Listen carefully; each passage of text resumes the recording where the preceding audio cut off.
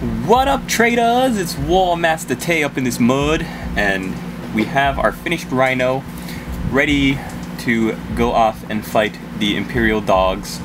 So you can see I did a little bit of chipping and weathering, not as much as by painted. Oh man, thank you for, I can't even remember who suggested by painted, his tank weathering, vehicles weathering tutorial, but it's awesome. I just don't have the time, or else I would follow it completely. But yeah, finished my Rhino. It's got some lightning bolts on it.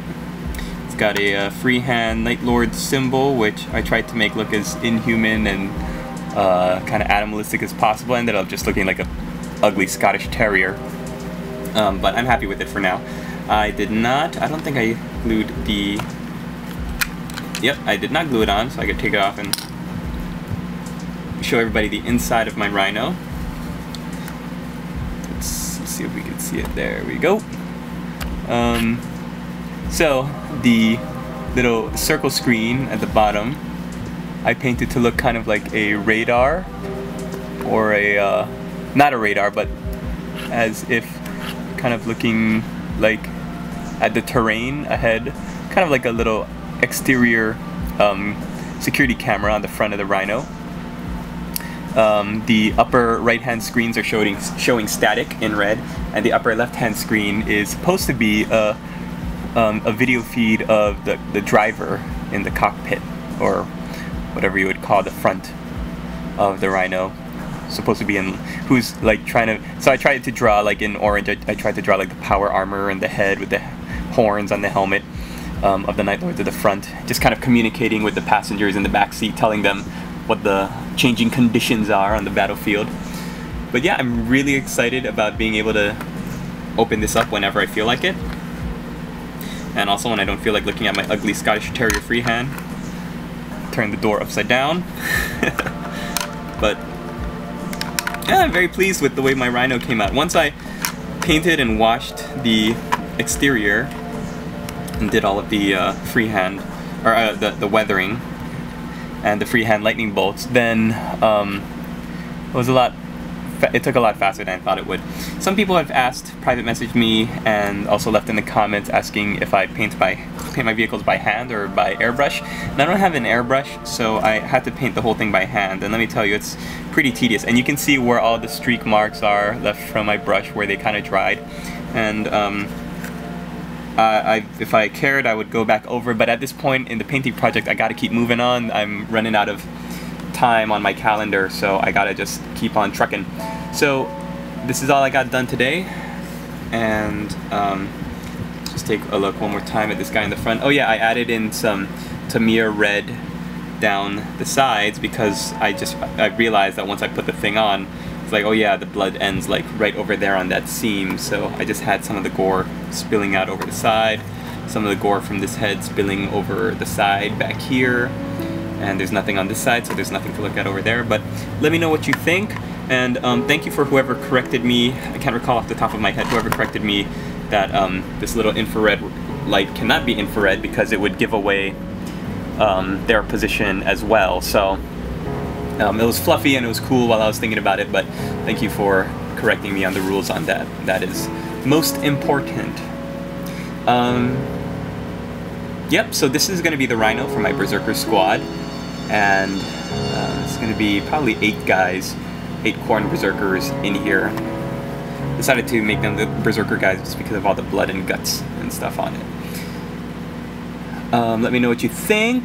Don't forget to leave comments, and yeah, let me know if there's something else you would have done differently, or how you run your Rhinos. I'm always curious to know, because my battle tactics are, you know, they're like those of an 8-year-old girl, because I've never played this game really, so everybody out there is pretty much more experienced than me when it comes to the tactics side of it.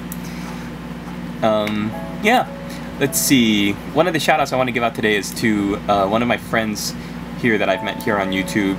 He's a younger guy, younger hobbyist. His name is Commissar1998, and he'd actually asked if I could do a little plug for him earlier. He's putting out a whole bunch of videos, and you know, when I was his age, I was like watching cartoons and doing video games, and he's like, guys like him and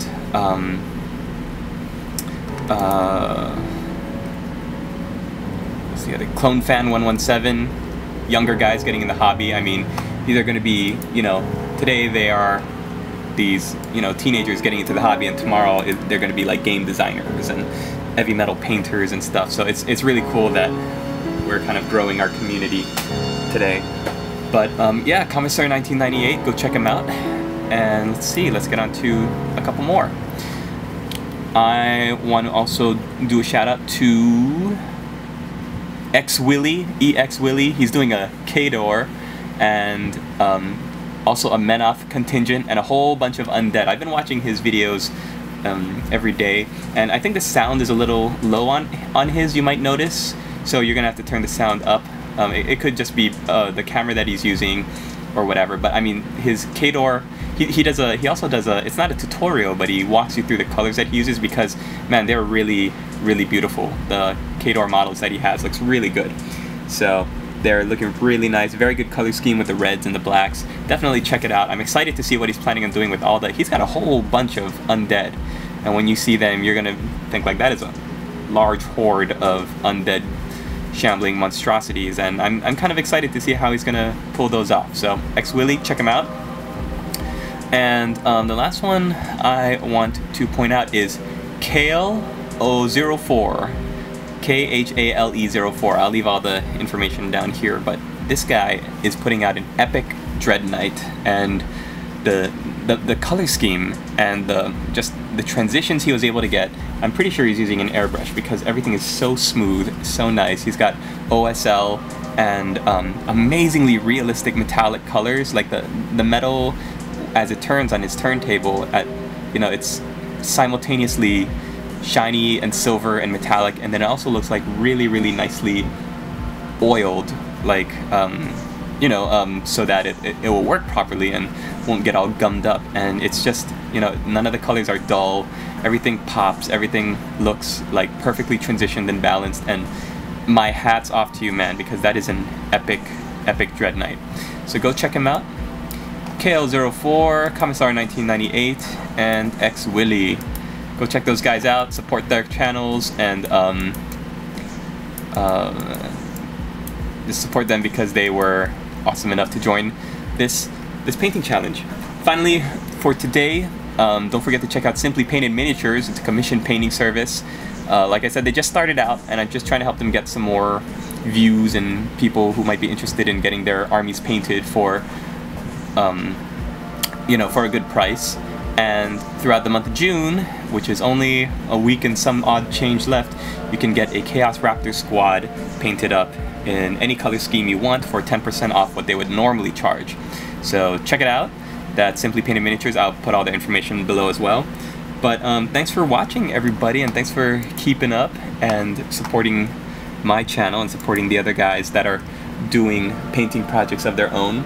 Really excited to be moving on now. I'm thinking of doing some Terminators, or I could just be painting up the Assault Squad, or my quote-unquote second Raptor Squad. We'll see. We'll see what I feel motivated to do. But thanks a lot, guys, and hope you're having a great day out there. Take care. We'll see you in the next video.